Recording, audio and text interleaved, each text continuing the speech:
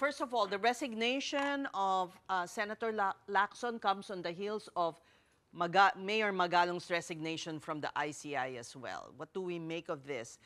Because these two are considered to be, well, doing a good job of looking into this flood mess.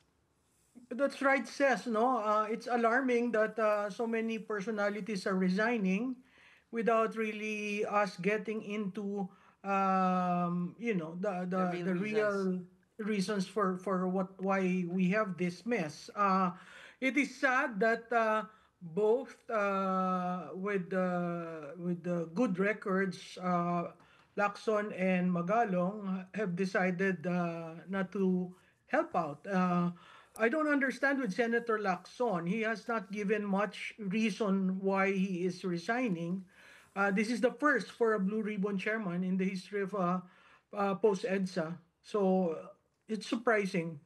Walang inuurungan pa naman si Senator Lacson. Yeah.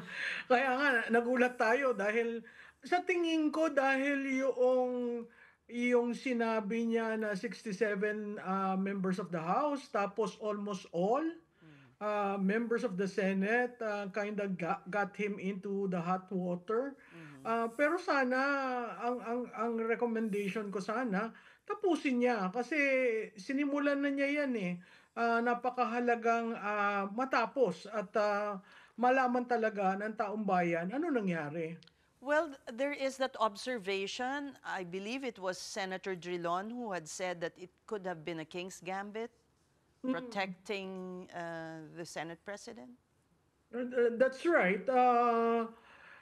As I said, I think it was also in your show that I said we have a very huge minority group there. Again, first in the history of Congress to have 9 members of the minority. You just need 4 to 5. It's very easy to swing it. Ang problema yata dun sa minority, wala silang mapili kung sino mag-head. I mean, there are rumors of an Alan Cayetano or an Amy Marcos, but let's see how it turns out. And it interestingly, it is very strategic that session was suspended until October 10. So lahat ngayon ito walang outlet kasi walang plenary.